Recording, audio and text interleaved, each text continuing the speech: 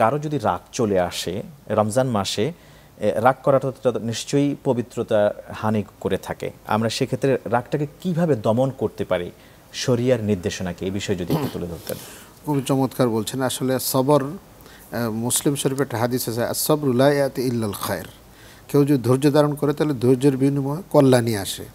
তাই আমরা এখানে যদি এরকম কোনো পরিবেশ তৈরি হয়ে যায় যে আমি সারাদিন খেলাম না এবং আমার সাথে কেউ ঝগড়া করলো, আমি কারোর সাথে বদমেজাজি হব, এই ব্যাপারে তো আল্লাহ রসুল বলছে ইন্নী সায়েম, এই কথাটা সে বলবে। কেউ যদি তার সাথে খারাপ আচরণ করে তাহলে সে বলবে যে আমি রোজাদার।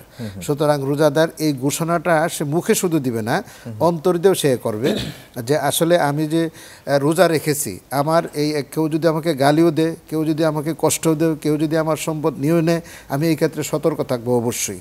দ্বিতীয় হলো আরেকটা কথা পিছনের দিকে যেতে হবে যে আল্লাহ রসুল কিন্তু ওই সেহরি খাওয়াকে সুন্নত করে দিয়েছেন এবং ইফতারের সময় যখন হয় তখনই কিছু খেয়ে নিয়ে শরীরে সুস্থতা নিয়ে আসা।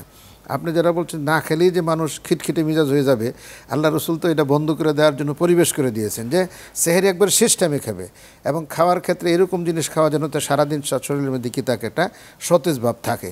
আসলে ওই যখন মিজাজ খারাপ হয়ে যায় তখন কিন্তু মানুষ অনেক কথা বলে, এই গজব। এই জন্য তো আল্লাহ রসুলের কাছে একজন সাহাবী এসে বলল, দুল্লানি আলা আমালিন ইদা আমিল তু হাদখালতুল জান্নাহ। তা আল্লাহ রসুল তাকে লা তাগদাব, আবার ঘুরে ফিরে আসছে যে সে বলছিল যে হুজুর এমন কিছু আমলের কথা বলুন যে আমলগুলো করলে আমি কোথায় যাব, জান্নাতে যাব। আল্লাহ রসুল তার দিকে তাকিয়ে বলছেন লা তাগদাব, তুমি রাগ হইও না। কিছুক্ষণ ঘোরাফেরা করে আবার আসছে, সে এই প্রশ্ন করলো, আল্লাহ রসুল লা তাগদাব, তুমি রাগ হইও না। এরপরে আবার তৃতীয়বার আসার পরে আল্লাহ রসুল একই উত্তর দিয়েছেন। তো উপস্থিত সাহাবায়ে কেরাম আরজ করলো যে হুজুর সে বলছে এই কথা আর আপনি বলছেন রাগ হইও না।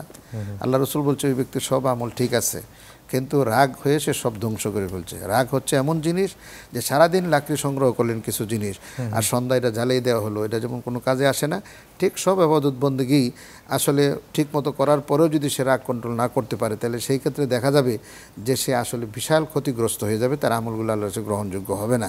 এই জন্য তাকে প্রথম মনে রাখতে হবে যে আমি রোজাদার, সুতরাং এই ক্ষেত্রে আমার কিছু কথাবার্তা বলা, চালচরণ, এই ক্ষেত্রে আমাকে অবশ্যই ধৈর্য ধারণ করতে হবে।